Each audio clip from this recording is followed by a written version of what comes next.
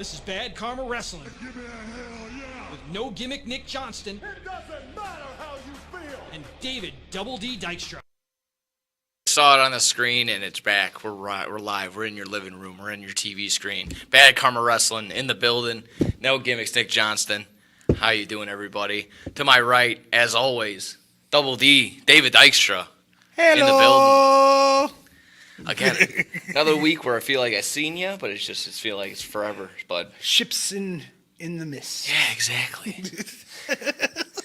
Well, we're back talking wrestling. It's been a long time. It's been a long time, everybody. A lot has happened, as always.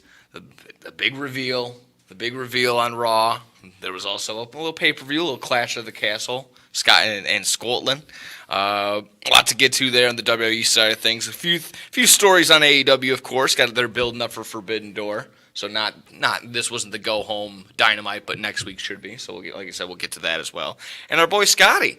It's been almost a full calendar year of him being a wrestling fan. When did we start this show? When did we start doing the show? Is it almost a year? It seems like just yesterday. Oh yeah, I know every time, every single time. I'd say a good 6 months. Oh okay, yeah. You think? I'd say a good 6 months, if not more. Okay, yeah. I gotta go back and think so. But with Scotty becoming this is almost his first full year as a wrestling fan.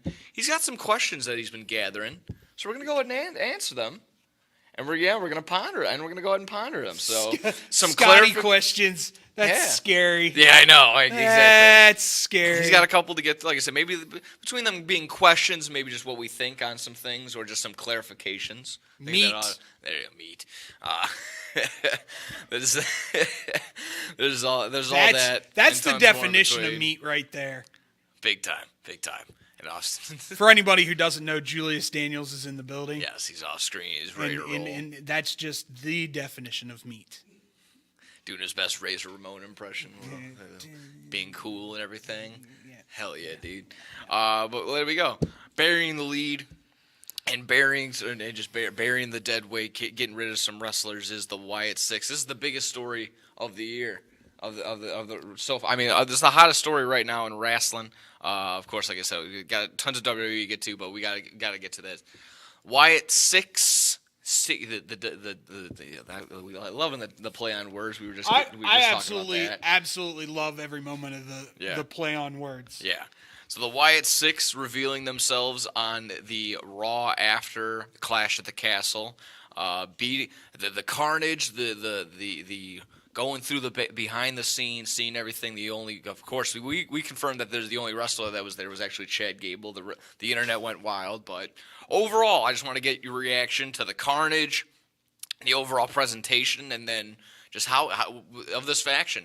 What's going to look like going forward? What are your thoughts? Unbelievably well done, cinematically, House of Horrors-esque kind of vibe to it.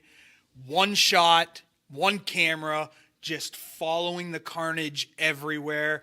There were little Easter eggs in almost every scene. I guess I didn't notice it. Eric had the mask on the back side of his outfit. Oh, okay. The Fiend mask on the back side of his outfit before he turned around. I might have to go back and watch it to look for it. There were a couple other little things that were interesting about it. For me, there were two that stood out. I like them all. I think the masks are unbelievably great. Yeah.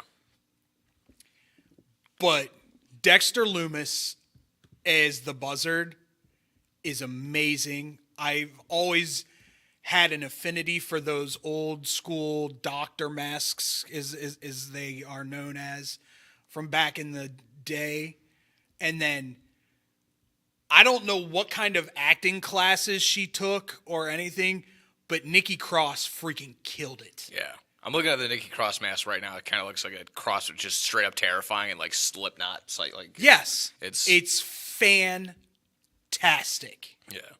It's the small details too, just like every just like grody, disgusting looking. And then, I like Joe Gacy's for its minimalism, because you can make that creepy without having to go overboard with it. Yeah. With head tilts and just like what I like to call dog responses. Yeah. Oh, yeah.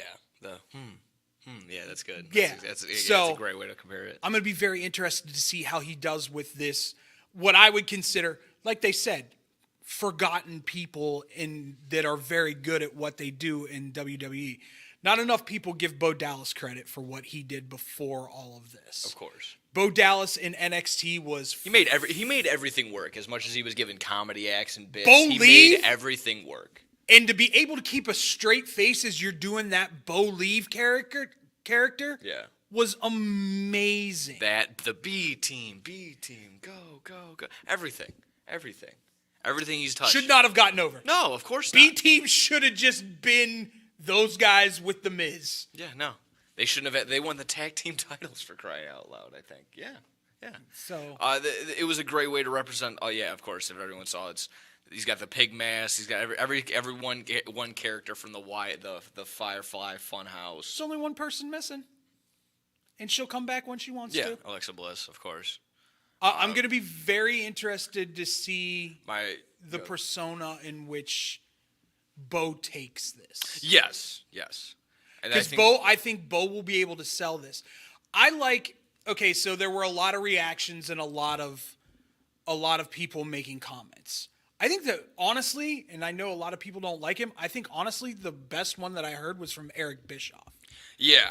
This Bischoff- one is actually make the most sense. As much as I don't like Eric Bischoff, he's got a very good point here. Go ahead. This could be a 10-year kind of run for this faction if done right. Okay, yeah.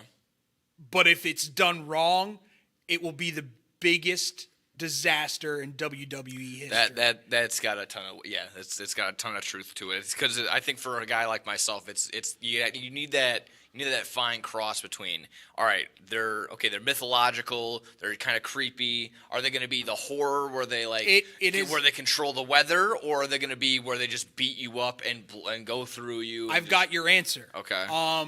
Somebody has already said that the group as a whole has completely nixed the idea of the supernatural aspect. All of right. it. This is going to be horror. Okay.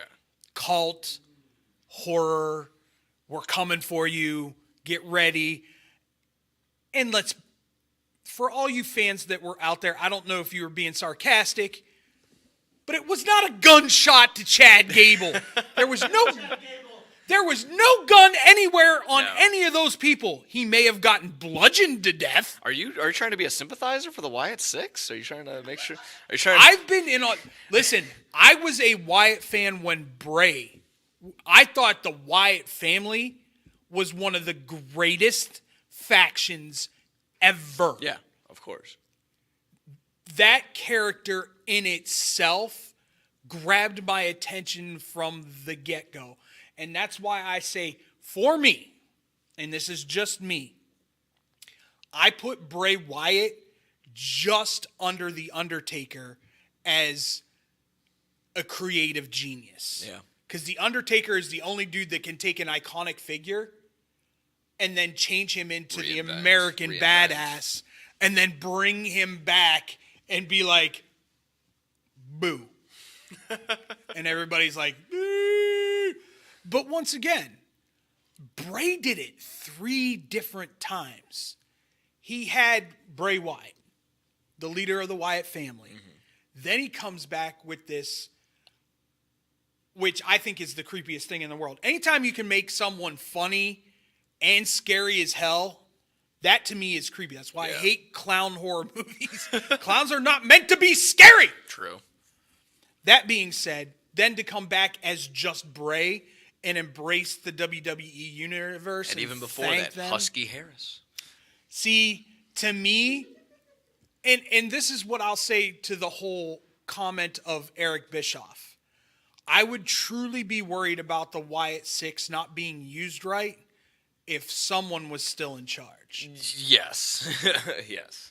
If that person, he who shall not be named, was still in charge, I would worry about them being... Honest to God, I don't know if the Wyatt Sicks happens if he's still in charge. Yeah, that's probably true. That's probably true to a certain extent. Let's be real. Yeah. That being said, I think with this new era, as they're all calling it, the Paul Levesque era, you've got a lot of wrestlers, former wrestlers that are being producers. You've got a lot of really, really smart, creative guys in the back. And you got Triple H, who's probably one of the best. Here's what I would do. If you want me to be completely blunt, I would walk up, if I was Paul Levesque, I would walk up to Heyman and go, "This is your baby. Take it where you want to take it." You're giving the keys to Heyman on this one? Creatively. Yeah. I wouldn't want him to be with them in front of the camera. Oh, yeah, no. But behind the camera, who else? I'm representing Uncle Howdy. Who else? He dealt with this kind of stuff in ECW. Who else would you want to have this in his control and mold it and shape it and get the storyline with it and make it go to places that probably Triple H and everybody else probably couldn't imagine? Kevin Sullivan? Just a suggestion, not Once being again, for real. I don't even think Sullivan's in the industry anymore. No, he's not. Once again, maybe time has passed him by. Yeah, I think so too. I'm just. Paul has changed with the times and gone. No, I with the ebbs say and that of flows course. of everything. Yeah, I say that of course as I'm just because I'm watching Back in the day, absolutely Yeah. 100%. I think you're right. I think he's a little older but now. Probably a little to out put of touch. Heyman in charge of this creative juggernaut that it could be, because this could end up being like a Bullet Club where you're just getting guys who got a big push at one point and then just got left for, and you're grabbing them and going, "Come with us." Yeah. So cult and horror. Now, again, you gotta be careful with it. You don't want to get it too big. No, we don't need Scott Nortons. We don't need, Yeah. the Buff Bagwells, the Virgils. No, they don't you need don't to. need that. No, you're grabbing people that are legit stars that have proven that they can be on a level, whether it be NXT or, in WWE. But you want me to be real? I'd love to see like them re-sign Ricochet and him be brought into this fold. Yeah. Or yeah. let Ricochet be a heel. He's going to go to AEW. We all know this. Or New Japan. I'm leaning towards New Japan. One of those. Leo Rush. All the talent in the world, and he's got that new character that he does over in New Japan. Bring that into the Wyatt family. Let's go. Yeah. Ought to be good. PCO from TNA. Yeah, exactly. We've kind of been tossing around that idea of like TNA crossover, who can do what. This PCO would be the suggestion there. Again, it's a matter of how long he still wants to go. But once again, but not just PCO. You've got Rosemary. You've got Decay. yeah, Crazy Steve. yeah, Havoc. Yeah, yeah. Like, those people, just have them go up against the Wyatt family. Okay, yeah, they could be like a little. But yeah. we'll tease that later. Yeah, of course. But yeah, the Wyatt Sicks revealed the night after. I think it was a good move. I think considering we were kind of tossing it up like, maybe they do it at Clash, but I rewatched Clash last night just to refresh my brain and everything. Even right at the end, Michael Cole goes, "Monday Night Raw is gonna be must-see TV," and just like just nice tease right there. That was a fantastic way to do it, and I think it was a good way to put it on live, put it on free TV, put a good tease right at the end, big pop. That big what's interruption gonna that they happen, yeah. had where they're like, Yeah. "See you soon" or something like that. I can't remember exactly. And like Cole's like, yeah. "Okay, that was scary." Those have been all over the place. Of course, when you mentioned the Chad Gable thing, that's also been going viral online. It's you used to say thank you, and that's why they attacked Chad Gable. So that's which why I find hilarious. Yeah, I also started saying thank you again more often now, just because you gotta be grateful. It's almost like it's like Jigsaw or something. But overall, pretty solid. Good way to do it on free TV. Good bump. It's probably going bonkers viral online as well. And then just how did the Wyatt Sicks celebrate? Getting a nice old burger at Whataburger. So that was. Listen, if you're in Texas and you don't stop at Whataburger for dinner, There's something wrong with you. Okay. What? I'll freely admit to this day, best smash burger in the business. Okay. I did not know the lore. Did not know Really? the lore. Well, you know, when we go down to New Orleans, Mm-hmm. we'll check out a Whataburger down plan. there. That's the game plan. That ought to be good. And some beignets. Oh, yeah. So Wyatt Gain about Sicks- 30 pounds. Yeah. Eating étouffée. Last thing on this one, we were kind of tossing it up in the air right before we went out. Is currently right now the most fresh, the most hot story in wrestling all across the board? I think we kind of threw out some other ideas, just kind of underlying, but I mean it has to be right now. Just like the most clicks, the most views, the most retweets. I would say if it was a match with them, it might be the biggest. Story That's going to be the biggest thing. But Uncle Howdy's first match. Just the introduction. I don't know if you would call it like the most prevalent thing in professional wrestling right now. It's up there. It might be 1B, 1A, and then TNA, WWE 1B. Yeah. In terms of like, you know, when you are trying to establish such a big faction, such a scary faction. I mean, they did that. It wasn't him falling on top of their face like. There's another big story that happened on Monday night too that's gotten a lot of traction too. Are we get Drew McIntyre? Yeah. Yeah. I mean, we got that. That's huge traction. We got that. I don't. That's a pretty big story too. I know we're kind of jumping back and forth, but I want to get That's back kind of get to Clash because that let's that go to leads Clash up first. that leads up to the Raw. What we'll get to absolutely. other stuff. So Clash of the Castle, kind of lightly blow through the results. Cody beats AJ Styles in an I Quit match. Couldn't handle the stairs spot. Overall, thought the match was solid. Nothing too crazy, nothing too spectacular, but it was. See, I think that's where you and I differ. Okay.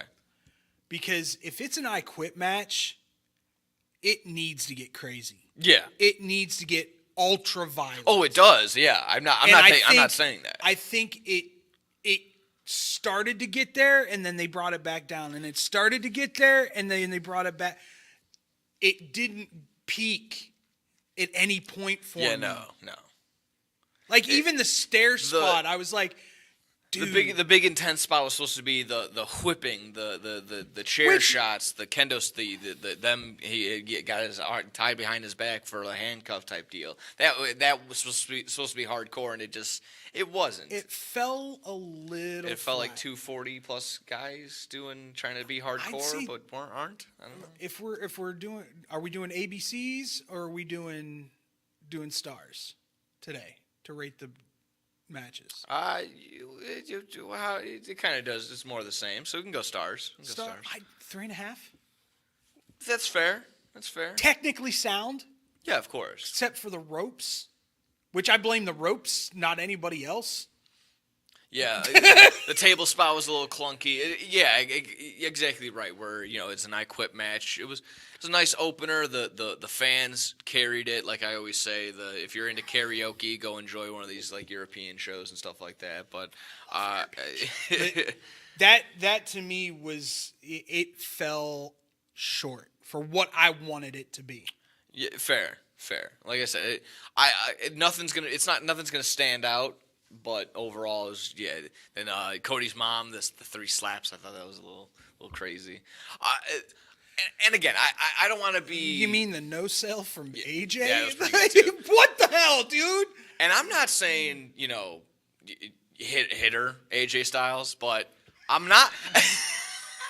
I'm also gonna point out that when you did bring I'm also going to point out when you did bring the chair up, no one stopped you. So I don't know what's going on. Swing and miss.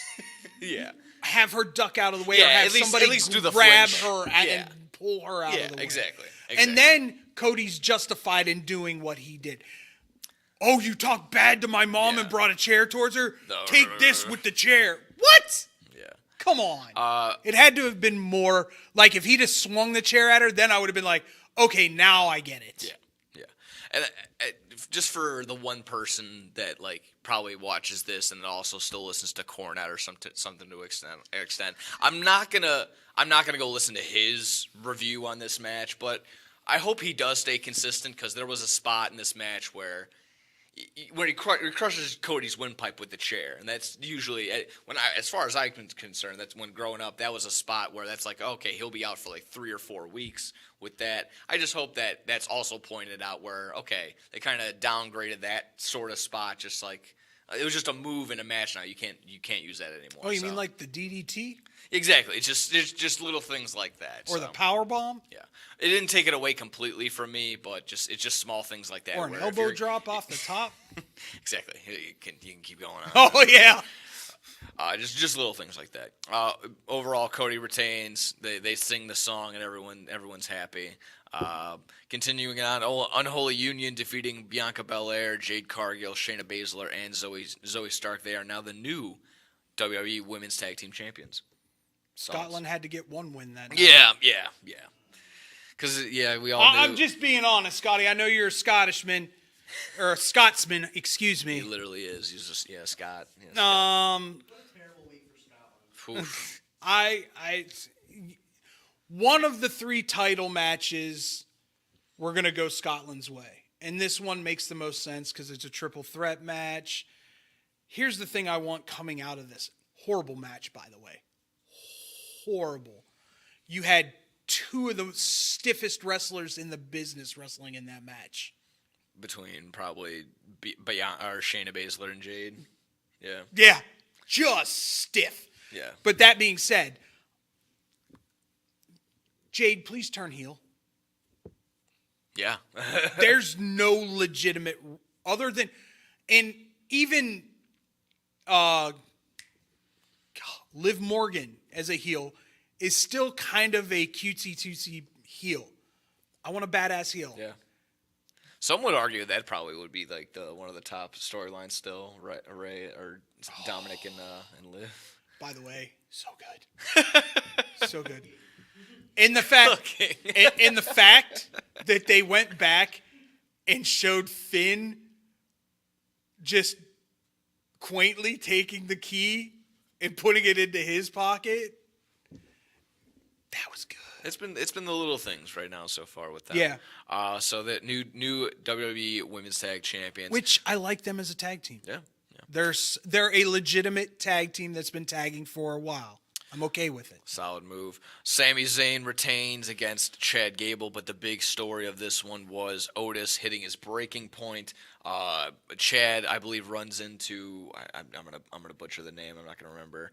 But Maurice Dupree. There we go. Thank you very much. Knocks into her bad ankle, knocks her over. There's no concern. Otis turns his focus there towards Dupree.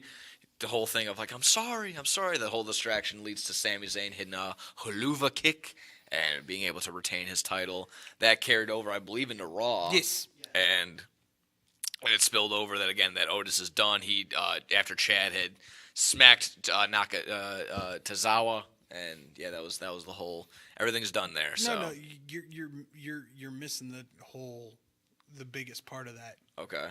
Chad Gable selling that push was amazing.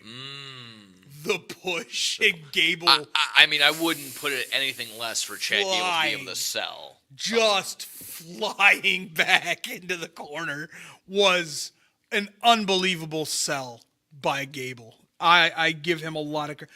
My whole is this because there have been rumors, but I don't know now that he's dead. Chad Gable. Okay. Stop. Is this the point in which Alpha Academy goes out there and he brings Alpha Academy out there to try and reconcile with them now that all that's happened, and this is where the Creed brothers come in and form the new Alpha Academy, bigger, stronger, better? That sounds like it's on its way. Because I have heard rumors that the Creed brothers are turning heel. Yeah. I mean that's kind of been in the works right there from what we understand. Yes. Yeah. Yes, please. Yeah. Yeah. Because they were just face, the amateur wrestlers that are very good and technically sound and everything like that. But they do things no other tag team exactly. But which is amazing for those people. Like of course for myself, I would enjoy that, but you need a little bit of oomph. So give them the storyline, give them the background of at least just make them heels to make them just like Yeah, bastards. I don't know. I get you. Yeah. So it makes sense there. Sami Zayn retains. Following that, Bayley retains as well against Piper Niven. Didn't see the match. I knew it again because figured it was probably going to be. I'm really glad Piper Niven got a chance to show what she could do. Yes, and that was also one of the big things. I kind of scrolling through what I was able to see was some sort of like Piper Niven came up to Triple H and said, "Hey, I was gonna shoot my shot. Like, hey, Clash, I was gonna have a." She said she had a whole list of like, "Hey, I've done this, I've done that, I've done this, I've done that." Bang, and Triple H, she comes up, he's ready for that whole speech, and he's like, "Hey, can I Clash at the Castle's coming up?" He goes, "We're working on it. We're gonna have something for you." So I thought that was really cool overall. She was just like, "Oh, okay, cool, all right, for sure, love it." So yeah, Piper Niven, well deserved. Glad she was able to put on some sort of display of her craft. An underutilized female wrestler that has bones. Yes, she is legitimately good. Yes, of course. So I mean, but of course, a little too early. She's one of my favorites. Yeah, and then but of course, a little too early for Bayley to drop the title. But it would have been a nice story. So good pop all the way around. I'm sure. SummerSlam, Nia and her at SummerSlam. That's what this is all leading to. And for the love of God, if you put that title on Nia Jax, I swear to Christ. Look at me when I tell you this. You will get letters. I will come on this show and berate you. You'll get letters from me too. And Nick will be over there drooling. Yeah, you'll be letters from me too, but there'll be love letters.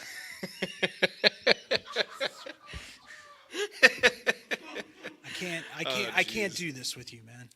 It's okay. We'll figure it out together. Finally, leading up to, like I said, our big story on Monday Night Raw, Damian Priest retains against Drew McIntyre. All-around solid matchup, but the big spot right at the end, CM Punk it comes in at the referee spot. Even building upon that, there we go, nice spot right there. You got to be careful, don't want to put it up too long because they'll get us. But a back and forth where I forgot the referee's name. He jumps out of the way. He kind of sells like, "Oh, my hammy! I'm gonna get." He gets up gingerly onto the apron, and then Damian Priest pops him off. He hits the barricade. Claymore kick leads to Drew McIntyre calling, "Come on, ref! Come on down." As all of Scotland is counting. Yes. They counted to 11, 12. Great camera work. Unbelievable camera work. Like, this is, before coming to this school, would have never appreciated the camera work. Not even close. But that was amazingly well done camera An work. overhead shot to give him a nice, like, okay, someone is coming. You don't know who just yet. You have maybe an inkling if you saw at the right time, but then again, like I said, it's always like hindsight's 20/20. Long sleeve black shirt, so you couldn't see his tattoos. Couldn't see the tattoos, but you see the shoes, you see the slick back, and he's hitting one, he's hitting two, and you're like, that's as soon as you're about to say, "I think I know who that is," then he fakes it, two. Yeah, and then the big reveal, CM Punk. Two, and then he goes like this, and I was like, he didn't move. What the hell? That whole crowd, like, if you heard the reaction shots of the crowd, they were all cussing him out. And somehow, some way, they found 3 CM Punk fans. Plants, if I've ever seen them. You think? If I've ever... No, because I was thinking about it, too. Scotty, you got to vouch for me. This is a soccer country, if I'm not mistaken. Yes, if a soccer guy goes down and gets hurt or doesn't score, they want their own person's blood. If someone comes in and screws over their guy, how did someone not from the top balcony come down, jump down, and rip his head off? There were expletives being said and thrown, and... I just thought it was hilarious that they found the 3 CM Punk fans. There was a couple legit in the front row with the shirts, maybe, but hugging them and going, "Yeah!" There's no way. Those are the most hated people in Scotland now. The most hated people in Scotland now. Okay, I say that, but if you read his lips, almost like a John Boy breakdown, he said like, I thought they wanted my blood. I can't believe. So yeah, maybe he did find the legit just the 3 CM Punk fans in that entire building. That's so good. That's great. You're bearing the lead again, though. Oh, jeez. Damian Priest legitimately almost died in this match. I was getting to that. We're getting to the actual match. We got to get to the part where everyone's talking about first. Legitimately almost died in that match. Yes, of course. The match overall in itself, not the greatest, but it had its moments. It had its spots. For two big guys, this was pretty athletic and pretty fun to watch. But, of course, it was that one spot wwhere hitting the middle rope to go over the top rope, he catches his foot somehow. No, he slipped. Oh, he just straight up slipped? He slipped off the rope, and his leg was in between the two ropes. And cut me some slack. Every time I see it, I go, that's how I watch it. So it's kind of... This is why I want to give this match more credit than what it deserves. Sure. He was obviously working on a tweaked knee after that and hit every single spot. Yeah. No, clearly and visibly in pain. Much more respect for Damian Priest than I had before. Hits the razor's edge and he's on one foot. One foot. He's on one with foot. A dude who's 6'5", 325 easy. Oh, yeah. And I'm like, I'll also say this. Those are both dense human beings. That is the first person that I've seen Drew McIntyre like legitimately stand face to face with and not make look small. Yeah, no. He stood face to face with Lesnar and made Lesnar look small. Like legit. No one really understands how big Drew McIntyre is. Oh, yeah. He is a legit I mean, it's almost the same thing with Claudio. 6'5" dude. Yeah, it's like the same thing with Claudio. It's just you don't realize how big he is until you get in there. You're like, holy moly. Yeah. So for me, I put it at 4-star just for the pure fact of I think Damian was working with at least a hyperextended or a twisted knee. 100%. The whole time and trying to work through it. Yeah, because if that was all it was midway through. If that was K-Fab, even more so, I'm gonna be like, yeah. He was hung up for a minute. He was hung up in there for a minute. The ref had to have McIntyre get into the ring and help him. Yeah. It was that tight on his leg. Yeah. Again, that is just the gravitational force of him pulling down just a huge guy. Again, it's a lot of factors going up against it. So yeah, it was a tough one. It was to the point they had to put it over on commentary. It's like, oh, McIntyre realized he's not going to be able to win if he's hung up in the rope. Great job by the way, that needs to be your commentary crew moving forward for pay-per-views. Barrett, Cole, and Graves. Okay. That was fantastically done. Yeah. Because I truly do. Putting Graves back in his old role as Cole's number 2, and then putting Barrett, who I think is very underrated as a color guy. 1,000%. I think he's fantastic. I think they finally found their guys. Yeah. Because Corey, I haven't had a single complaint about Corey when it comes to SmackDown commentary. No. He's stepped up and done very well. No. So, that being said, I would agree. WWE, please, more Barrett, more Graves, more Cole. And I never in a million years thought I would say more Cole. So before we get to Drew McIntyre and him quitting on Raw, overall, quickly thoughts on Clash at the Castle, just I overall. give it a solid C+, B-. At the end, when after the I Quit match, and here's what I wanted to have happen. Oh, there's equal numbers, blah, blah, blah. Tala comes out. Oh, okay. All 6'8" of them. Oh, we also forgot at the end, Cody gets attacked right at the end of his But out comes Kevin and Randy. Yeah. And by the way, I got two. Go ahead. My one issue with that. Why is Randy in his gear? I thought that too. And all of a sudden, I get it. He had a match with him at WrestleMania. Why does Kevin Owens just get to have the Stone Cold Steve Austin skull in 316 now? He just gets that. He was just I think handed the keys? he got permission to parody it. No, I don't give him permission. No one should give him permission. That is Stone Cold. That is Stone Cold stuff. That is ridiculous. If Stone Cold gave it to him, no, that's not Stone Cold to give to. I'll be honest with you. He cheeses every WrestleMania off of the old WrestleMania stuff, and it's KO Mania. Yeah, that's fine. 5, 7, 12, whatever it is. Yeah, I'm okay with that, but you're not gonna rip off a guy that's worked it, and I don't know. It's just. I bet you it doesn't say 316. It does say it says whatever it was 316 on it. It said Scotland 316. Yeah. Oh, Yeah. It was for Scotland. People in the crowd were wearing it too. It was the date, dude. What? I think it was the date. We're in June. We're in June, my God. What am I thinking of? I don't know. Holy crow! Never mind. There we go. I heard 6. My And I last- was like, maybe. Never mind. My last thing to point out, which I just thought was funny, and I don't see the internet making any memes out of this one, was they do that spot with Damian Priest and McIntyre, but they do it with everybody, like the whole chop back and forth bit. Mm-hmm. The very first one, Damian Priest sells a middle finger. Did you see that? So McIntyre flips him the bird, and Priest sells it. He thinks he takes a punch instead. Yeah. So if you go back, I'll have to watch. you have to go back really quick and see. I'll have to watch that. I could be mistaken it. Well, I watched it. I had to rewind. That was the only part I rewind. I'm like, did he really just sell a middle finger? Like he flipped. He did one. That's of those. all right. McIntyre sold a twist of fate that never touched him. There's been plenty. There's been plenty. I've seen that one. That one's bad.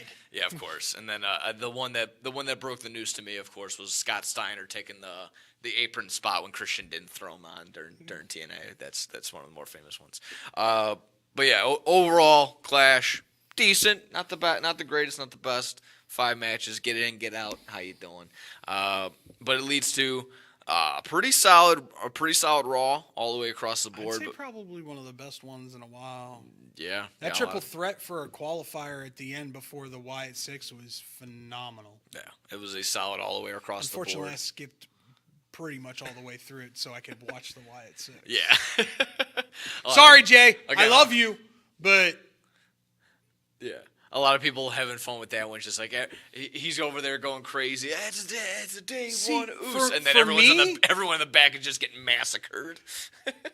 not just that, but for me, I would have had something happen to him, like the lights go out and you just see, or you just hear it. Just someone take. It doesn't even have to be like anybody from there. It could just be like dark druid characters come and grab him or something. I don't know. Yeah. I don't know. But that would also lead towards like mythological type deal. It can get hairy, but I would have just had him get bludgeoned by somebody with it still dark. Yeah. Because it still gives them time if they've got a little golf cart to get back to the back while Nikki's doing her entrance, because that entrance took a little bit of time. I'm sure that was all pre. I don't know if that was a live shot. You think that was a live shot? Oh yeah.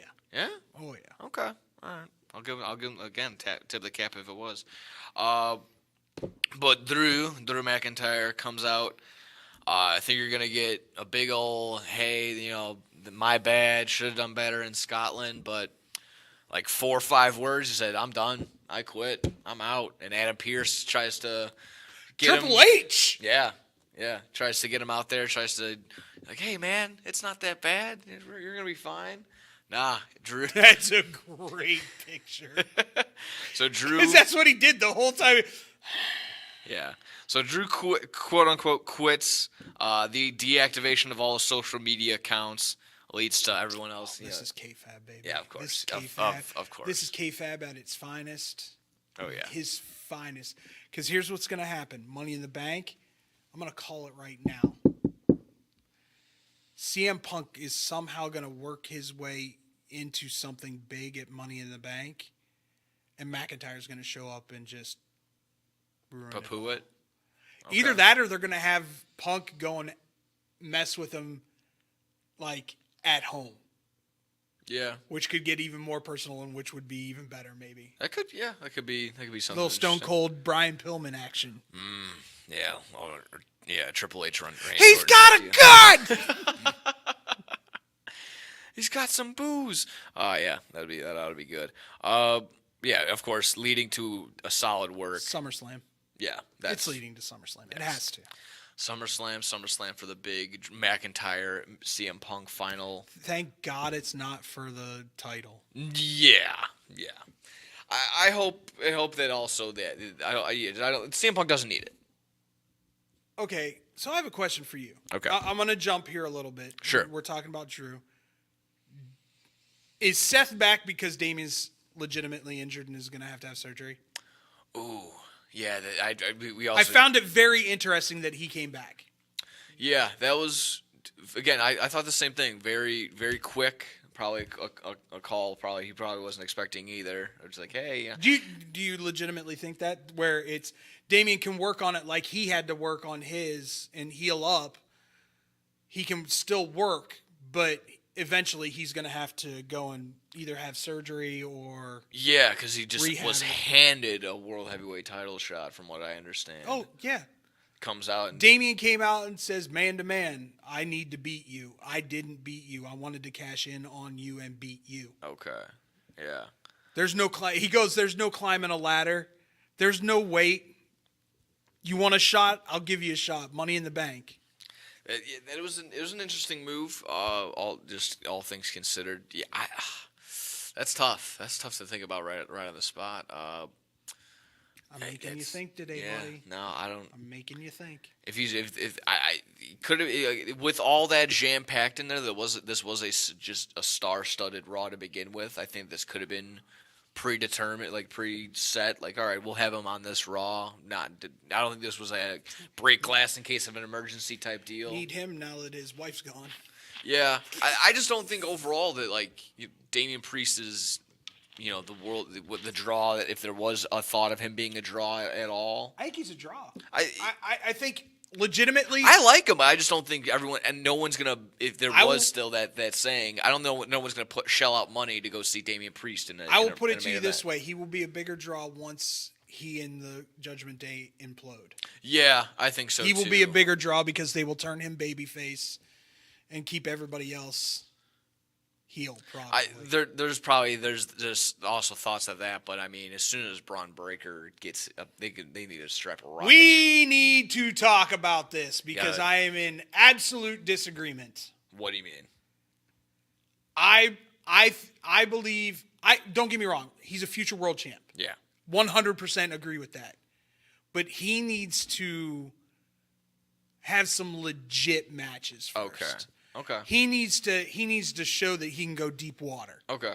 He needs they to don't show. Want to do the whole Goldberg thing just too early. Why would you want to redo that? Yeah, it was great, lightning in a bottle kind of thing. You had a guy that I think it would also be legitimized tribal tattoos for everyone. I still have one. But for me, it's a different time, man. It's a different time. It's a different era. I get that he is who he is, but I was legitimately pissed. When are you going to give Sheamus his triple crown? For real. The man has blood, sweat, tears. What is he just short of? IC title, and he's been after it for the last 3 years. Oh, okay. That's all he's short. He's never held the IC title. Is that really that important? Triple Crown? Yeah. I think it is for Sheamus. Okay. It might be for the individual, but no fan off the top of the dome can if you really know. AJ got no it one, within no one has a the year. stats. That's AJ Styles. AJ Styles got Styles, it within he's won everything else. Money in the Bank, Royal Rumble, King of the Ring. He's legitimately won everything in the WWE. Why wouldn't you let him have that? Yeah. And him and Sammy. I'll even pepper it in winning the world title at Mania too. Yeah, in 5 seconds. Yeah, you can bring it back. You can drop back a little bit, but yeah, sure. Why? Because it was against Daniel Bryan. No, just the idea that it was won so quickly. Just But without that happening, the Yes Movement never happens. Exactly. Yeah. It's Just small saying, things. people. Small things. You might be mad that it happened that way, but the Yes Movement doesn't happen without that. It really doesn't. But for me, at least, I think he deserves it. Oh yeah. I think he deserves those flowers. Yeah. And to have I mean, him, if Ray's getting, throwaway United States IC title runs towards the end of his career, why can't Sheamus? I don't understand, like, legitimately do not understand why they put Breakker over him. Yeah, that's true. Let him have a series of matches with Ilya. Because those were barn burners in NXT. Yeah. Put Let more that eyeballs happen. on it. Let him go up against Gunther. Let him do some of this stuff where he's getting legitimate competition. And then, after Sheamus wins it, you come together and you have that match. Yeah, that makes the most sense. We kind of bounced around all over the place. That's fine. Before we hit this little TNA crossover from NXT, was there anything else from Raw we gotta make sure that we hit? Oh, you hit the Wyatt. You gotta make sure all the cross some T's, dot some I's before. Ricochet's gone. Ricochet is gone. I'll double check Raw results just to make sure. Tag titles, they need to figure that out. I don't not love The Miz and R-Truth being tag champs, but I also want That's it to lost be. a little bit of its. I of its want it to be momentum. legit. Yeah. Like, they keep winning over with stupid stuff. Yeah. Women's qualifying match, Money in the Bank. Who was it? Kaden Carter and Katana. Is it? I'm sorry. I don't know if I'm reading the right one. Didn't Io Sky win it? Oh, yeah, it was Io versus. It was a triple. Why are they doing triple threats? It's quicker. I don't know. More people. Just faster pace type Well, deal. Io's not gonna. Do you have any idea who you think's gonna win the Money in the Bank for women's and men's yet? No, not a clue. They already decided men's. No, they're doing qualifying matches. No, like, they already know who's going to win it. I haven't seen anything. No, I have not a clue. I need to know who's in it to tell you who I think's gonna win. Exactly, and they don't have any. They've only have like maybe half the people determined in each one. We got one so far. Oh, okay. Well, there you go. That answers that. But, okay. No, keep dunking on me. That's fine. No, I'm not. It's just.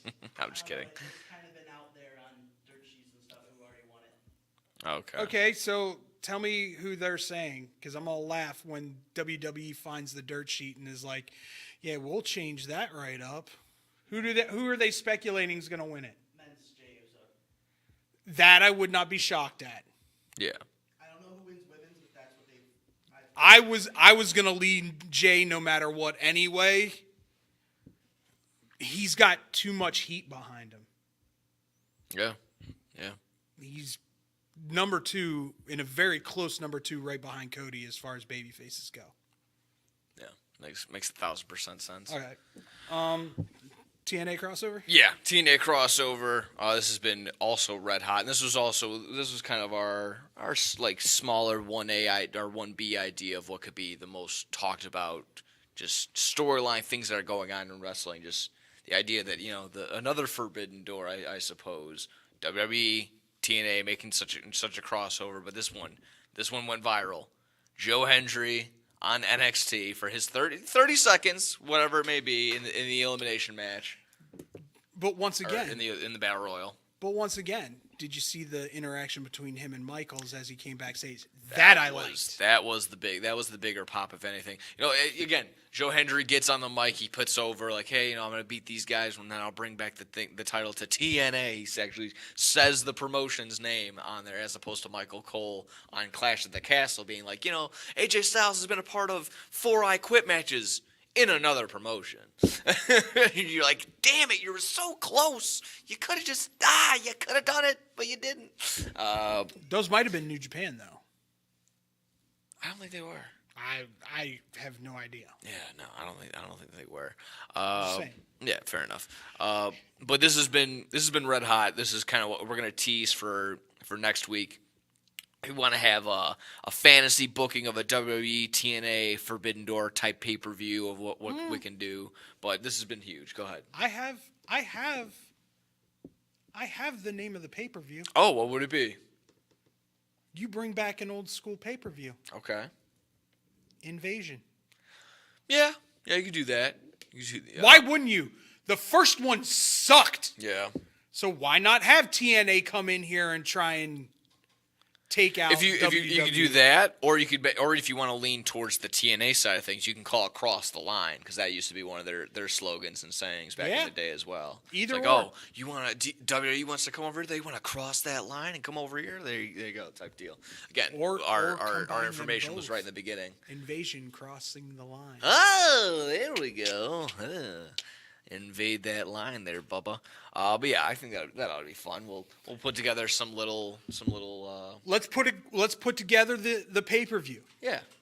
Put together. We'll have my own, your own, and kind of cross over and We see. can do that. Absolutely, 100%. Yeah, and then you at home can decide who has the better pay-per-view, or we'll smash together whatever the best of compilation. We'll see. Now, my See how it question goes. to you is: Sure, shoot. Is NXT involved in the crossover? It would have to be now.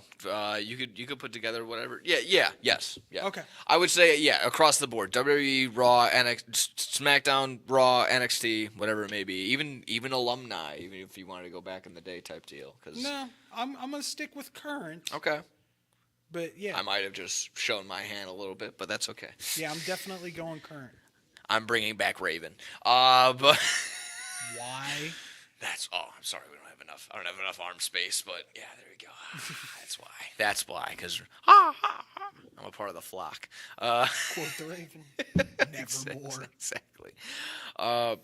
TNA. Do we want more? Yes, we want more TNA in this area. They've got legit dudes there. Yeah.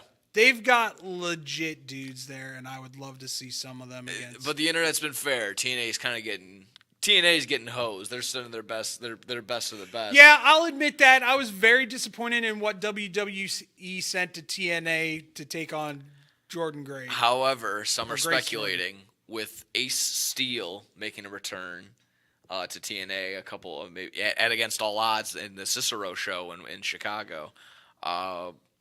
Will CM Punk be making a TNA appearance sometime soon? Why not? I mean, he's at some of the NXT events. Why not? Gail Kim has been at the events. I think that would actually be a pretty good crossover as well. Have Gail Kim involved in anything is fantastic, especially like just the teaching. I'd love to see Gail Kim. Gail Kim, Becky Lynch would be fantastic. Again, our information was at the beginning of the show. Like I said, if you He's been putting it up quite a bit today. Yeah. There you go. Exactly. Yeah. Watch us book this, and I swear to God, if the matches are exactly what we put out there, or just if they're even just the smallest inkling. I'm going to make comments. Just realize. Cease and desist. But overall, WWE portion of it pretty solid. We went a minute, but that's yeah, we did a minute, but there was a lot to unpack. A lot. To unpack. It's been a minute since we've been here, so like I said, might as well get through it. So that's the WWE side of things, but still to come. Maybe a McMahon is a part of AEW. We'll be seeing who's dipping the toe in there. Talking a little AEW. This is what I think about AEW right now. I think it's flatlining. Oh man. We'll see how it goes. All that, tons more in between. More AEW talk, more wrestling talk, right here on Backcom Wrestling when we return. Throughout the 1960s, 70s, and 80s, Judy Finelli established herself as a masterful juggler and performer, making appearances everywhere from Carnegie Hall to Sesame Street. With her loving heart, she has brought warm smiles to children everywhere she has performed. She even started the San Francisco School for the Circus Arts, but shortly after, she was diagnosed with multiple sclerosis, and by 2004, she was completely paralyzed. In celebration of her accomplishments and to fight the illness that had crippled Judy, a group of students from the San Francisco Clown College have compiled the perfect holiday present for those who want to laugh and to help those struggling with the illness. The goal has been set at $1 million raised, with 100% of any dollar made to be donated to the Judy Finelli Fund, which is helping find a cure to multiple sclerosis. Visit www.circuscenter.org to make a donation or to purchase a framed Naked Clown photo or the full Naked Clown 12-month calendar. Remember, 100% of every dollar is donated and goes to fighting MS. Man, I'm so hungry. I need somewhere to eat fast. I have no idea where to go. Hola, me llamo El Taco de Taco. You know where to go for the amazing taste that'll have you craving more? Taco Bell.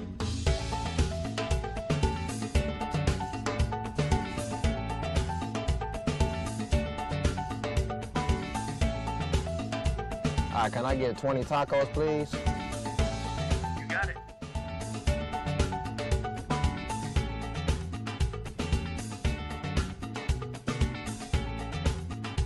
Thanks, Taco. De nada.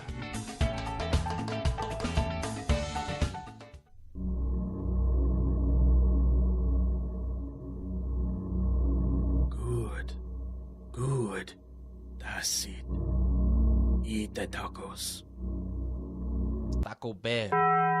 Live más. This is Bad Karma Wrestling Give me a hell yeah. with No Gimmick Nick Johnston It doesn't matter how you feel. and David Double D Dykstra.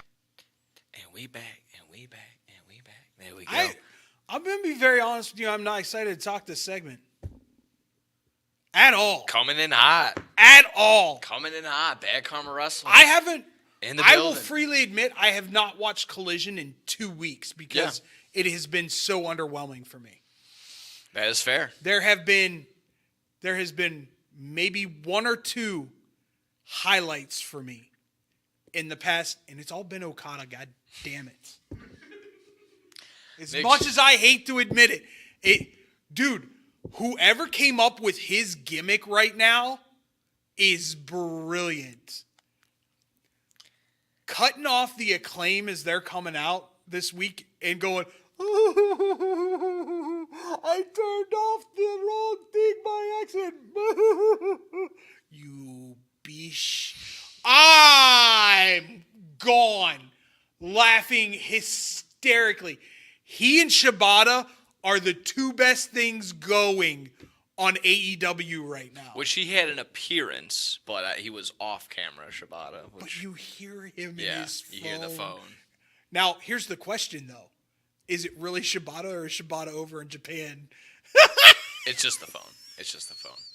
Exactly. No gimmicks, Nick Johnston, Double D, David Dykstra in the building, Bad Karma Wrestling. If you can't already tell, we're talking AEW. I just can't, dude. It's rough right now. Yeah, I think we talked about it just yesterday. The day after Dynamite had happened, we said it was a little flat. I will say this compared to other days, other weeks. I will say this. Sure. I will be watching Collision for 1 match and 1 match only this week. And that match is for the Continental Championship. Okay.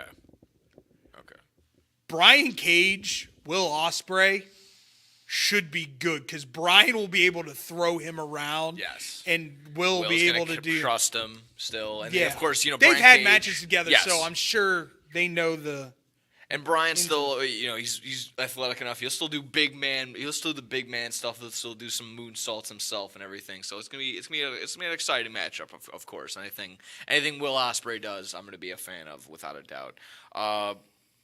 But AEW overall, like I said, we'll get to some Dynamite, get to maybe some of the Forbidden Door matchups that are kind of building up. Which Ospreay and MJF shaking up as well. You and I have already agreed that we really like one of the matches that is one of our must-watch matches. We are in agreement with. 100%. And then, of course, there's a couple lingering stories that we got right here. So I'll start with this one. What's been buzzing around? Shane McMahon. Shane McMahon, interested in AEW, apparently has from what I understand, has gotten in contact with some AEW talent of some sort, reaching out to some degree. Of course, when you make the comparison, when you see Shane getting involved with other companies and other things like that, it gets the smell, the hint of WCW in the air. And again, very fitting with the Who Killed WCW little good thing that's going on in Vice right now. It's all time's a flat circle, ain't it? Sometimes. I'm not a big fan of any interaction if he's going to be an on-air talent. It's not something that any AEW fan should be vouching for. He should be nowhere near this company. Yes, I'm kind of on that page too. I hope really Tony Khan wises up and sees that there's no real benefit from Shane McMahon getting involved. It would be more of Shane probably getting the benefit He there. vehemently caught crap the last time he was part of a Rumble because he produced the Rumble, and it turned out to be all about Shane. Yeah. So you want that kind of ego in your locker room? You just, as much as I like Punk, as much as I think he's a great wrestler, part of the issue with Punk was his ego and thinking that he was entitled because he'd been a big boy at the big boy company. Yeah. There are others that have come over from WWE that aren't that way. For everything that I've heard backstage, Edge is beloved in AEW. Makes sense. Makes a ton of sense. Like, he he's sounds like done he's having so much fun. So Up until the injury, of he course. said he was having so much fun. Talent is talking about him being a leader, a mentor, pitching ideas to the actual guys that are doing matches. Hey, maybe do this instead of that. And While of course, viewership, if people are still focused on that, again, that hasn't skyrocketed since Edge has come, or Adam Copeland has been involved in AEW. I would say the overall, just this, you're not getting negative story after a negative story coming from the background anymore. 'Cause it is probably exactly that. I think he's taking a leadership role, like you just said, kind of calmed everyone down, shown what it is like to not only be successful, be a successful person, wrestler, and all the way across the board. I think that's a good way to put it. So having, bringing in such a hey, look at me type guy like Shane McMahon could probably corrupt and add some negativity towards what's been a positive run in the background of AEW right now. So I'm not a fan of it. I'm not really looking forward to it. So Tony Khan,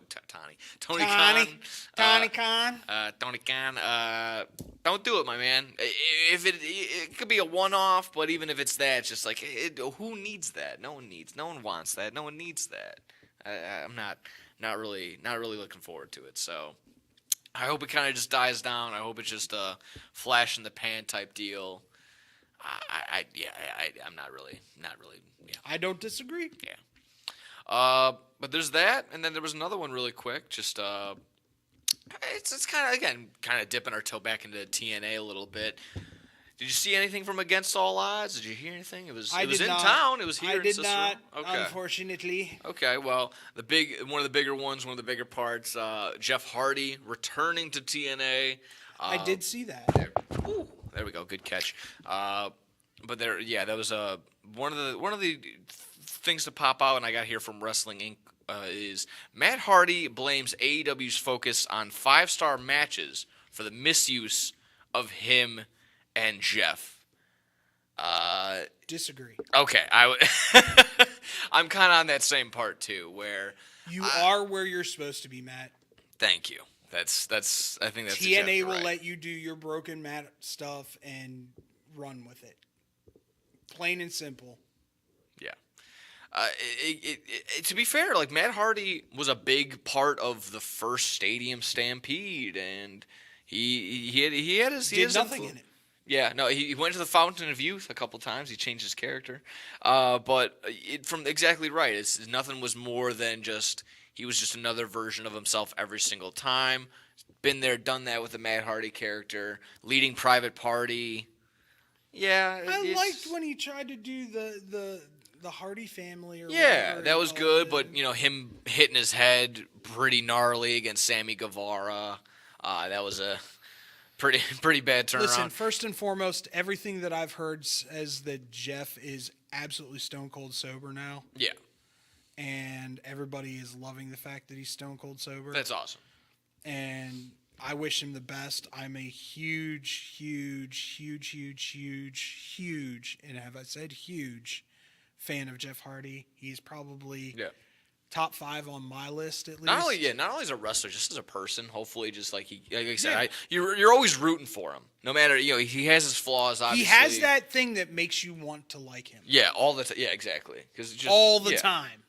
It's that idea that he has his own little demons. He's putting him always like he's his own worst enemy type deal. And that seems to be like he doesn't screw anybody over. He probably did when he was like Sting. Yeah, exactly. Probably when he was getting messed up and botching matches and ruining finishes, that's when he was screwing people over unintentionally, like that type deal. But he was never like, oh, he was like stealing money from A, and he's not like wrecking some dude's car type deal. He's his own worst enemy type deal. So again, I would hope that he just kind of focuses on the side stuff of wrestling. I think he also has his passion for his music and going around. He's been doing those small tours type deal. I'll be honest with you. This gives the Hardys the ability to go out and make even more money on the indies and do, signings and things like that with TNA, because TNA lets their talent go and do indie shows. Yeah. So that being said, my personal opinion is, listen, everybody can see it with Matt. His knees are gone. Gone. Matt's even joked about the Swanton bomb is no longer the Swanton bomb. It's just a bomb, because Jeff just lands on people now, and it's stiff when he does. To be honest, it might be a relief for his back just to get that, like, if you get him right, probably pops it right back in the right place. But that being said, I think they're where they're supposed to be. I think so too. This is the place where they changed who they were. They got their WWE deal, got to come back. It didn't work out in WWE for reasons that we won't say, because he shall not be named. First off, they screwed up by giving them the titles at Mania. Yeah. When they first came back. Yeah. That should have never happened. Make them work for it. Yeah. As much as whatever number we put that up on our WrestleMania list. Oh, that's that's probably the greatest pop of all time. Yeah. So some of the best Mania moments, but as opposed to just business decisions. Yeah, okay. We'll but once again, getting back to I truly think that they could thrive there. Yeah. And have a nice little run at TNA. And then come back to WWE, except going into the WWE Hall of Fame, and retire. Yeah. And just live a good, peaceful life in North Carolina. Again, it was that want, that wish of like, oh, I wish, I think if Jeff can stay sober, I think Jeff's got one run in him. Exactly. As a singles dude. Yeah, I wish it was just, of course, bad timing, possibly, with injury. Jeff was in a couple of different situations. Of course, he had that whole...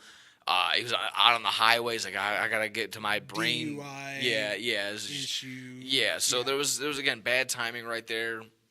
I wish that the Hardys could have had a bigger, better run in AEW together, maybe even, but it's very unfortunate. But they had small spots.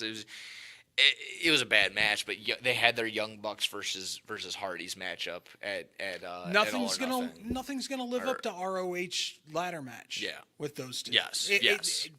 It was the Hardys at the peak of Broken Matt and Brother Nero going up against the Young Bucks, who were as hot could be. Yeah, on the Bullet indie, Club was the bee's knees. It just worked. Yes, exactly. So again, unfortunate. I hope Matt clarifies that again if that's the case. But overall, Dynamite, little flat, like we mentioned, but what picked it up and made the most of it for sure was the Will Ospreay and MJF stare down in the middle of the ring after MJF was getting beat up by the CMLL guy. That was the Brian Cage. A couple other Okay, so I got explanation on that. Okay. I read the rumor sheet yesterday that said that Roosh would not be able to be a part of Forbidden Door because CMLL was part of Forbidden Door. Okay. And Roosh is part of AAA. Okay. Didn't know that. Those two are like Bloods and Crips. Okay, they're butt heads. Fair enough. Oil and water, baby. If one's at a show, the other one's not going to be. So that being said, I think that's why they had the pay-per-view-esque match on Dynamite with no commercials. Which was pretty good. I mean, it seemed like Roosh was laying it in. Very interestingly enough, I do like him going to the Don Callis family. Yes, love that. There's probably very few people I'll be 'Cause like, they're gonna yes, lose- let Don Callis not be a part of that. Eventually, they're going to lose Ospreay and his boy, Yeah. Kyle Fletcher. Kyle Fletcher. So, and there's still no timetable on Kyle Fletcher's partner coming back. He reported that. That being Oh, said, that's unfortunate. I'm missing some Aussie he's- Open. he's- That was a bad one. he's messed up. That being said, That's that'll be going on almost a year now, right? That was from All In? All In.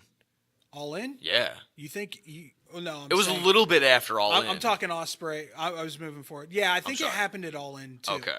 Or maybe before that, because I think he was wearing something at All In. Yeah. So I think it happened before that, but it got worse at All In. That being said, MJF, Ospreay, All In. I hope so. That Now, is it for the AEW title? Or is it for the AEW Continental title? It'll probably be for that international, that Continental title. Or- yeah, he's got the international title. title. He has the international International title. title. He's got the So you international think? title. We'll get to it here in a second. But okay, I see where you go. Maybe it builds up Forbidden Door because they're in Long Island for Forbidden Door, and it seems like it's MJF's going to be up against that CMLL guy for whatever. Because he jokingly like put it in one of his promos, like, yeah, they'll put me up against some nobody from Mexico. And then, He's a submission luchador. yes, yeah, Which always goes over well. exactly, and and then it works out. MJF and Ospreay that's going to put a smile on my face. Listen. Cannot wait. When I can sit here and say Does that already Brian overshadow- Cage and Will Ospreay brought a smile to my face, I think anybody in Ospreay right now brings a smile to my face. He's just hitting on all Does that cylinders. already overshadow Swerve and Ospreay? It depends. Okay, all right. Let's be very real about this. It depends. Okay. Yeah, no, you're 1,000% correct. But yeah, that's looking good already. Forbidden Door. We don't have to go through the whole card. Isn't already together, but just for the sake of time, we can kind of just go over what we were kind of putting together as potential show stealer already. We got Orange Cassidy and Zack Sabre Jr. This is. I can't even put it into words just yet. I love Zack Sabre Jr. I think, he who shall not be named was dumb and didn't sign him. Would have misused him anyway, but I fell in love with him when they were doing the Cruiserweight Classic. Yeah. Let's go. Yeah. And Orange has proven himself. Listen, And this is a rematch, right? I don't think Orange was considered a pillar. I think you should consider him a pillar of AEW. Oh, now. 1,000%. 1,000%. Yeah, I mean, I might even put him over Darby as a pillar. I would put him over Sammy. There you go. I put him over Sammy. Yeah. For sure. You got. I think as much as I've been like, I don't want to give Darby as much credit. And Have don't get me wrong. I love Sammy, but Sammy needs to either tone it down and check his ego at the door, or move on to somewhere else. Yeah, and again, as much as I would go back to Darby, you can't put. It wasn't a better pairing between Darby and Sting. I don't think you would have. Once again, I think, to be honest, I think Sammy's contract's coming up here soon. It could be. I wouldn't be shocked to see Sammy in NXT. Yeah, and to be honest, that wouldn't be the worst. I think hit. structure for Sammy is a good thing. Yeah. Just like it's good for Punk. It somewhat already is natural. He's become a father in the past couple. Because to be honest, like, they're going to pull no punches. Listen, we're not going to put up with all this backstage BS with you, Sammy. Yeah. You're here to prove that you are that dude. And he is. Yeah. He is. He's proven it time and time again against quality dudes. Absolutely. But so far, of course, we got Will and Swerve. We'll next week we'll break down for sure the full Forbidden Door card. Real talk, real quick. Go for it. We both agree Swerve has to win this. Yes. Because if Swerve doesn't, he's gonna take a hit. Yes. That was the big storyline. Will can take the hit of a job. Yeah, that's the narrative that we're kind of subscribed to. I think so too. It's just Will can take a loss. Swerve cannot afford to take one right now. So Swerve most likely will get, because it is leading that way. I think they were kind of teasing title for title, but now it's gone towards just AEW or for the AEW World Heavyweight title, and now Monet versus Stephanie Vaudier. That's title for title. I'm gonna butcher the last name anyways. Well, of course they're gonna put the New Japan Strong title on Monet, because that was the plan all along. Yeah, exactly. Which is a crime in itself, because I'd love to see. I want to see more of this lady, because she's good. She is very good. That's not the one I'm most intrigued about, though. No. No. There's the ladder match, of course, too. But, no. The other female match. Oh, of course. Yeah, Toni Storm and Mira. Yes, that'll be fantastic. Which, by the way, may be my new women's wrestling crush. She is gorgeous. My one buddy's also saying that too. It's taking his drop heart. dead gorgeous. Yeah. And not in like a fake way. No. Just beautiful. Yeah. But Gushing it's over Tony. Here, this guy. It's Tony. Oh yeah. Tony ain't losing nothing. Toni Storm, baby. So yeah, like I said, we'll break down for the full Forbidden Door card next week. Overall, a flat Dynamite can pick it up a little bit as the week goes on. We'll see how it goes. We probably Any other closing AEW thoughts? Yeah, we probably need to bring up FTR are gone for a while. Yeah, is that Dax Harwood came out and said that he's been dealing with a back issue for a long time. Okay. And just it's gotten to the point where he can't ignore it anymore. So they're going to be. I'd honestly like to see a singles run by Cash. That would be interesting. That'd be interesting. They both could go. Yes. Single wise as well. I think they've both proven that. So, but if they want to use Cash while Dax is gone. But yeah, Dax said he hid it. Yeah, he hit that. Yeah. He hid the back issue for a really long time and just couldn't. I'm sorry. Couldn't do it anymore. Okay. I thought you said he hit his back. No, he hid the injury for a while. Okay. So don't do that. Don't. Yeah, that's. If you're feeling bad, say something. I just remembered. Okay. We need to end this segment so we can get to the questions. Yeah, exactly. Man. We got some Scotty K questions, as interesting as they can be. I'm excited, baby. Exactly. This ought to be a good one. So stick around. Scotty's got some good ones. He's got some questions for us to ponder right here on Bad Karma Wrestling. Hey, watch your mouth. Why? I'll just put a quarter in the swear jar. Once it's filled, we get a Coors party after work. I've been drinking Coors since my college days. The cold draft taste is second to none. Yeah, worth a recorder, am I right?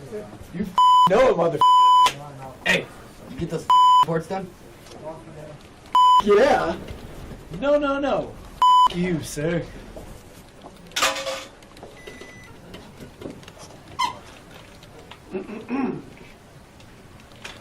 Attention, employees. The staff meeting, scheduled for this evening, will now be held tomorrow early as Who's all?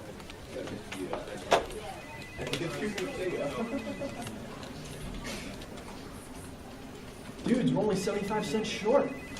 Oh, shh. Boss. Hey, sir, go yourself. You're fired!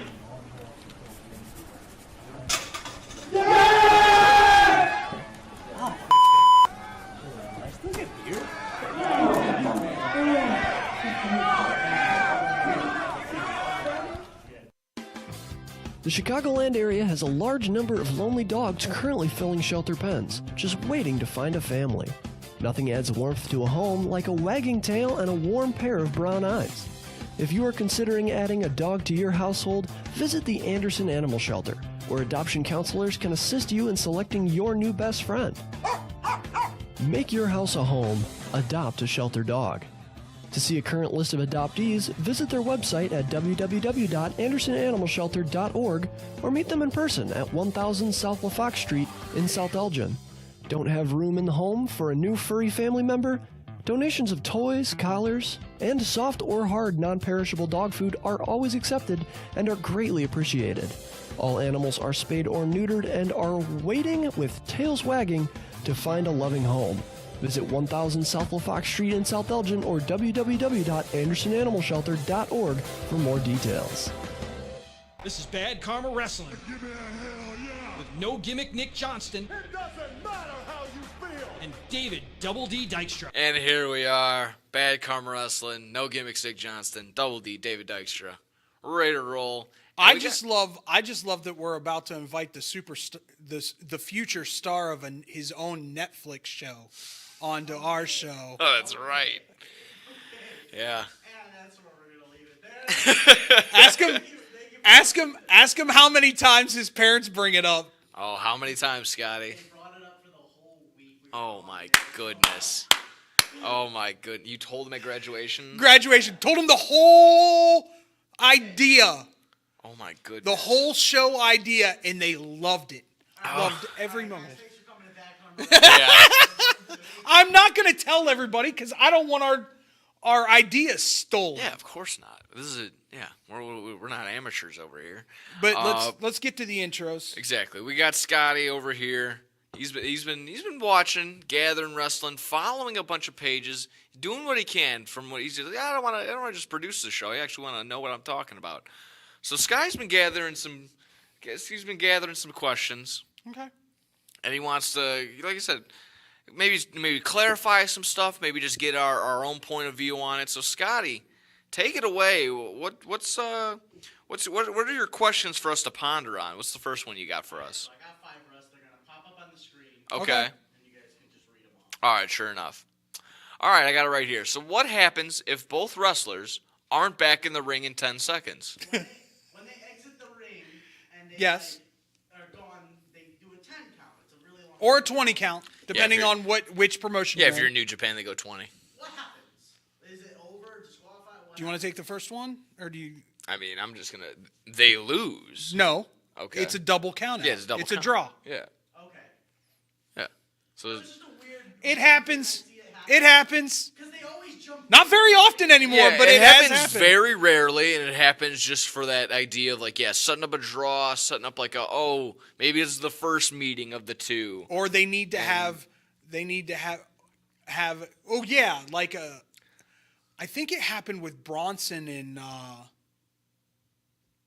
Dragon Ivar. Yeah.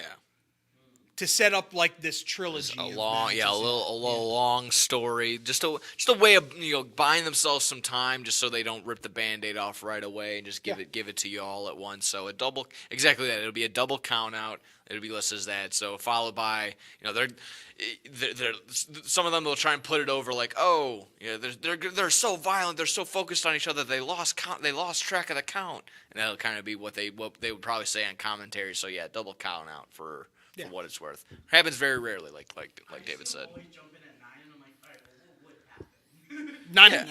9.5 anymore. Yeah, they wait until the last. They're very good at it. They're not, as he's putting up the hands for 10. He's forming the fingers. They're just getting the hair in that ring. Oh, they're doing great at it. that's a performance center, baby. Solid question though, Scotty, There for you a go. guy who's only watched for a year and never seen a double count out. Exactly. Fair enough. What do you got? What's next? What's next up here? Why do they do a draft if wrestlers can show up on each show? I still ask that myself there, Scotty. I still ask that every single time that they have a draft. They've been having drafts since 2003, 2004, pretty inconsistently. But, I mean, I took the first one. Go for it. Yeah, go for it. Okay, so the draft originally was intended as a brand split because WCW got bought by WWE and He Who Shall Not Be Named, and there was too much talent. Yeah. So they had to split up the shows so more talent could get more TV time. That being said, the crossovers where people show up on shows that they weren't drafted to, Scotty, typically happen when bigger events are coming, aka WrestleMania, SummerSlam. It'll really happen during Survivor Series because they usually do brand versus brand, and I hope and pray to God. Ooh, they could do brand versus brand versus brand versus brand if they're still in cahoots with TNA. Yeah. That would be. They could do something like that. Yeah, a representative from each type deal. Well, typically the way it goes in Survivor Series is they'll have like a traditional Survivor Series match. Yeah. But typically, like, the world champion from each SmackDown, Raw, and then NXT would all have a match together to see who the best is. The Intercontinental, the North American, and the U.S. title holders would have a match to see who was the best. And they do a tally system to see, and that was the antithesis. Woo! Look at that. Of the Messiah. Yeah. Seth Rollins, the Messiah, coming about. So it happens more often when big pay-per-views are coming, Scott, than it does like in between those big pay-per-views. They'll typically stick to their brand. The only people that can switch and go wherever they want are the women's tag team champions, though. Okay. Yeah, but even back in the day, like that, it used to be a bigger deal when, like, oh, he's from Raw. What the hell is he doing over here? Like I said, Survivor Series time. It's gonna happen a lot. Even to the point where if you remember in the older in Raw versus SmackDown, the games when you're doing GM mode, when you're building your week, there's a small little thing when you're doing like the promotions. You either make a guy cut a promo, or you can make a guy invade the other show with the idea of them trying to bring other fans. It's just small stuff like that. When back in the day, like that, it was more impactful. Like, oh, Randy Orton's on SmackDown. Why is he on Raw today? What the hell's going on here? Yeah. It was that idea of that. So yeah, again, solid idea. But now, just the draft is more for just an event. Shake things up. Yeah. Get new feuds going. Yeah, and it's not. Yeah, it's more of them building up like NXT guys more today than it is, if anything. That too. So, yeah. Sure enough. What do you got for number 3? Why do wrestlers change names when they switch companies? But then some don't. Like, John Moxley, it's Dean Ambrose, Adam Copeland. Yeah. Right? That's Copeland. That's Edge. But CM Punk doesn't. Yeah, and CM Punk's still Punk. I'll take a crack at it. I might not be for sure correct, but I think it's mostly just for legal purposes. Just who owns the naming rights to certain things. If the wrestler owns the name, the trademark on his name, he can keep it no matter where he goes. Yeah. If he doesn't own the trademark of the name, he has to change his name. Yeah, where you see a guy like John Morrison is John Morrison in WWE, but he's Johnny Mundo on the Triple Johnny H. TV. Yeah, he's Johnny TV, or he's Johnny TNA. Yeah, he was Johnny Underground when he was on Lucha Underground and stuff like that. He just Johnny whatever his name is. So it could be stuff like that, or like Bobby Lashley is Bobby Lashley everywhere. Anymore, most wrestlers have the trademark to their name. Exactly. Yeah. Yeah. But for the most, that was always my big thing too when I was younger. It's just like, oh, what? Jeff Hardy's been Jeff Hardy forever. That's literally just his name, so it's kind of like that type deal. But why Drew McIntyre goes from Drew McIntyre to Drew Galloway. Yeah, Drew Galloway in TNA, but he goes back. He's McIntyre. Cody Rhodes. That was also the thing. Cody Rhodes was Cody Rhodes in WWE, but then he was just Cody everywhere else because he couldn't have the Rhodes. He couldn't have the Rhodes name. He finally got. That was a big thing when he got the Rhodes name back. Yeah. Because I remember people were like watching clips like when he showed up at 38. They Yeah. were surprised he was able to keep the American Dream, Yeah. the American Nightmare, and the song. And He had the rights to. Cody's a businessman. Yes, he is. Man, he doesn't just dress like one. He is indeed a businessman. He has the rights to imaging everything for himself. It's very, very smart, very heads up. Because like I said, for a guy like myself who's into collectibles, I got the Series 1 Cody, just says Cody on the side. When the other series pick up, it says Cody Rhodes on the side. So that's when you see, like I said, later on, he's able to pick it up and get his name on there. So. Do you guys still get confused on some people? To me, when I do watch AEW, when I see John Moxley, I'm like, No, Mox is easy. The one that gets me. Still Edge. No. I'm good with Adam Copeland. I think I am too. Yeah. Daniel Bryanson. Brian. Yeah. Bryan Danielson. I get messed up by that all the time. Daniel Bryan. I want to say it all the time. Nah, I was still calling him Danielson when he was in WWE. See, being called that. you're an indie guy. Though, Yeah. So. Yeah. So. I just started dipping my toes in indies when he came to WWE. So. Yeah, I mean, it was a much easier transition. It was harder for me to call him Daniel Bryan. Honestly. Daniel Bryan. Yeah. I was like, oh no, that's. But that see, so well. him being that way though, that makes it difficult. Yeah. If they completely change their names up, it's not that hard. Yeah, no. Like Cesaro now being called Claudio, I'm totally cool with that. Yeah, it's fine. It's easy. What do you got for number 4? Number 4, David, this one's more so for you because you use this all the time. Yes. What is kayfabe? Okay, so kayfabe was. You say it, I'm like, what does that mean? So this is basically what kayfabe is. Kayfabe is a character constantly staying in character. Okay.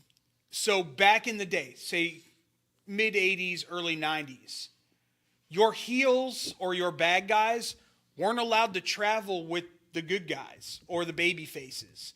They had to travel separate. They couldn't associate with one another. They couldn't be friends with one another. Even behind the scenes. Even out in public. Behind the scenes is behind the scenes. Yeah, okay. At a show or what have you. But because they're all sharing a locker room. But you'd have heel locker rooms and babyface locker rooms, I would assume, as well. But that's what... Okay, so let me give you a for instance.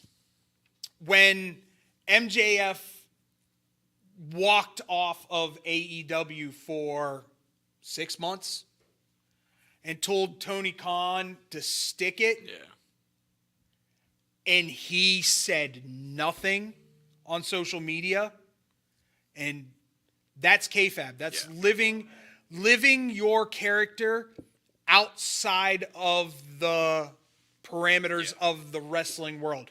Drew McIntyre's doing it right now by deleting all his social accounts. That would probably be the most modern version of what like kayfabe is now. It's very hard for to put up the smoke and mirrors. Even if you want to go back in the day, type of like Sandman pretended he was blind, like in the ECW, to the point where months. Yeah, he didn't go out in public. Like he was a well-known.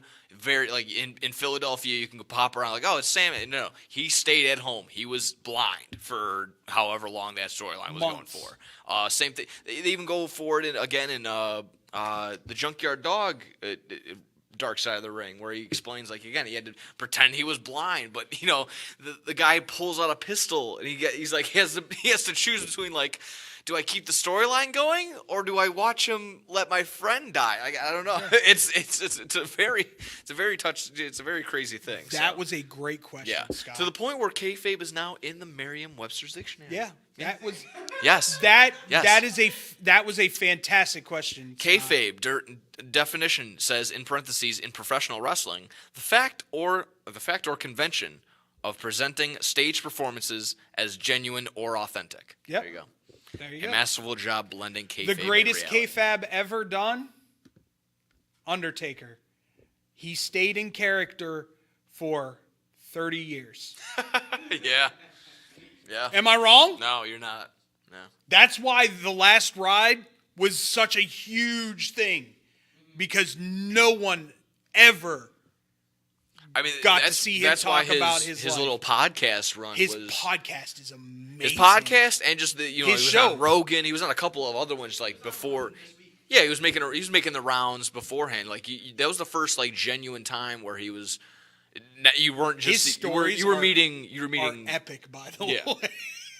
You were meeting.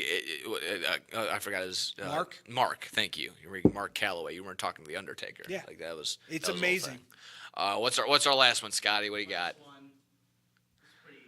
How much of AEW and WWE is actually scripted? I mean, WWE scripted to the nines. Yeah, to the point where they have writers, probably AEW. I would say probably 25 to 50%. Yeah, because it's a lot of wrestlers have a lot of creative control from what is understood. There's not a lot of writers per se. I'm sure that they have some sort of idea. It's Tony Khan for sure, just running the ship and holding everything together in that sort of regard. But it's also like, if there's storyline, it's a blend of what's going on in reality / what they're trying to build up in the storyline. So, it's exactly right. All right, so I'll answer it this way, Scotty. AEW is a wrestlers company. Yes. Wrestlers go there to be themselves, do themselves, pitch ideas about where their character should go, what their character. Anna Jay, by the way, joining Saraya, me likey. It just popped into my head. It just popped into my head out of nowhere. God bless you, ADHD. WWE, if the higher ups like Triple H trust you enough to go out there and do your promos, they may give you bullet points they want you to hit, but it won't be scripted. Yeah. Make sense? Yes. Otherwise, if you're not trusted, it's freaking scripted to the nines. Yeah. Because I was in Arizona and we were watching Clash in the morning, and it was me and one other person there. We actually liked watching WWE, and everyone else that kind of was just sitting there with us, they didn't like it at all because they were just like, well, it's scripted. You guys know who's winning. We're literally like, oh yeah, Cody's gonna beat AJ Styles in this match, but we're still gonna watch it. They didn't understand how is it scripted, but you can still watch it. It's entertainment. Yeah. It's entertainment. The way I describe it to people who are like, how can you watch it? I was like, it's the male version of a soap opera. Of course, yeah. It's got drama, it's got highs, it's got lows. Listen, there is nothing in this world. I still get goosebumps when you have crowds like France or Scotland. That eruption for Drew McIntyre gave me chills. Yeah. 107 dBs. Now that's where I like the crowd reaction. Not when they're singing and chanting and saying Cody Road, Cody Road, Cody Road, I love Cody that. Road, Road. That's who they are, though. That's how they've and that's always fine. been. It's different there. I know. I'm in ignorance. I'll say this. Like I said, I'll go back and watch the Hardys surprise on Mania every day because it still to this day gives me goosebumps. Yeah. Because you can sit there and speculate all you want. Just like with the Wyatt Sicks, you can sit there and speculate, oh, this is going to be awesome. This is going to be great. But until it actually hits and you're sitting there going, damn, that did not let down at all. Yeah. That was as good as advertised and maybe even better because the characters are on point. Yeah. My thing was, obviously everyone loves the surprise of Cody coming back in 38, right? Yeah. Seth knew That was probably the worst. That was probably the worst kept surprise in the world. Oh, by the way. 1,000%. Oh yeah, absolutely. There have the Hardys coming back for WrestleMania. Cole and Graves did not know. So 40, how many of those guys actually coming back? John Cena showing up when he did. I'll give you. How many of those do you think all the wrestlers in the ring actually knew? I'm sure everyone involved knew to a certain 'Cause extent. they're called spots for a reason. they needed to hit their spots for such a humongous I'll give main you event. one that no one- But I'm sure, not every talent knew what was going on. They didn't need to know because otherwise they probably would have leaked it. I'll give you another one that the announcers didn't know. No, not that one. That's good. Edge coming back Yeah. was a complete surprise to Booker At T Rumble. and Cole. Yeah. I mean, again, The wrestlers knew because he had to get in line. yeah, because that's when there's just a giant line at the end. Yeah, he didn't know Pat was coming back for Mania Ah, okay. or for Rumble that one That's year. good. That's good. That's a good one. What? Yeah, Graves, by the way.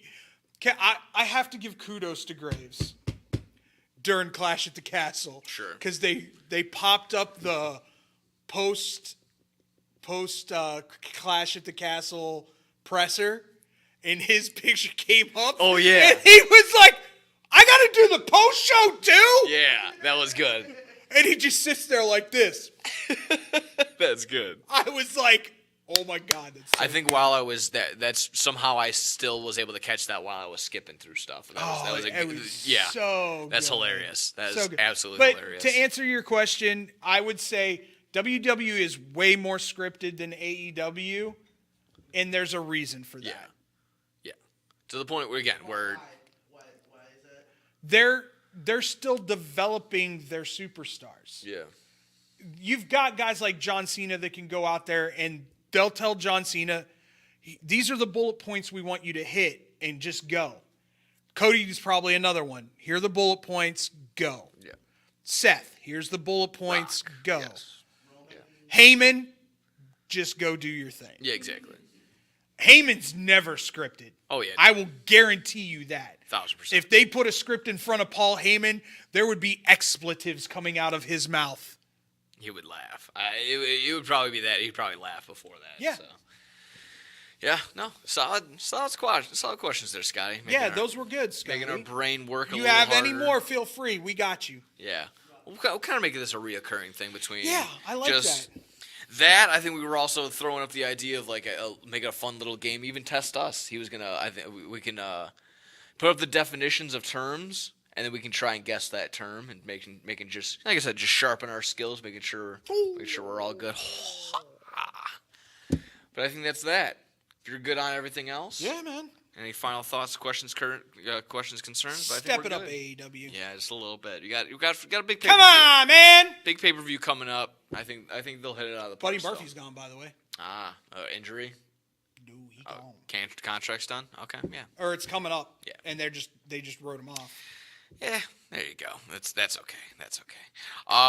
But come home. I think Come home, Malachi. buddy. I think Malachi's picking it up a little bit now that he's seen what the Andrade booking's looking like. So maybe the grass isn't greener on the other side there, Bubba. My personal opinion is I just don't think Andrade's style is conducive to anything but Mexico and luchador. It's also just very fitting. It's just he's the only one that's had a problem with his own booking. Every single company he's going to. It's crazy how that happens. Because he thinks he's the greatest thing since sliced bread. Yeah. And I would put him mid card every single time. Every single time. I like him too. Yeah, I mean he's a solid performer. Yeah. But he's never going to be that it dude. Ever. It's a shame. Ever. Yeah. Well, there Should you go. have joined the Judgment Day. Oh boy. There you go. Instead of freaking Carlito. What the? How in the? And he got to win. Jesus Christ. But we got a win over here as well. From everybody over here at Bad Karma Wrestling, thank you so much for tuning in. We'll be back. We'll be Next back week. for sure next week. Tuning in, previewing all things before Forbidden Door and everything that comes back. Maybe whoever the Wyatt Sicks beats up. We'll see how that goes as well. So until then, Down SmackDown. burn SmackDown to the ground. Kill Corey Graves and Wade Barrett. Yeah. With a gun that you apparently have. Or the giant mallet can do some smashy too. But there you go. That's us from here at Bad Karma Wrestling. Take care. We love yous. And what's good? What's going on? What the? I'm gonna get it. Go get. This is Bad Karma Wrestling Give me a hell yeah. with No Gimmick Nick Johnston It doesn't matter how you feel. and David Double D Dykstra.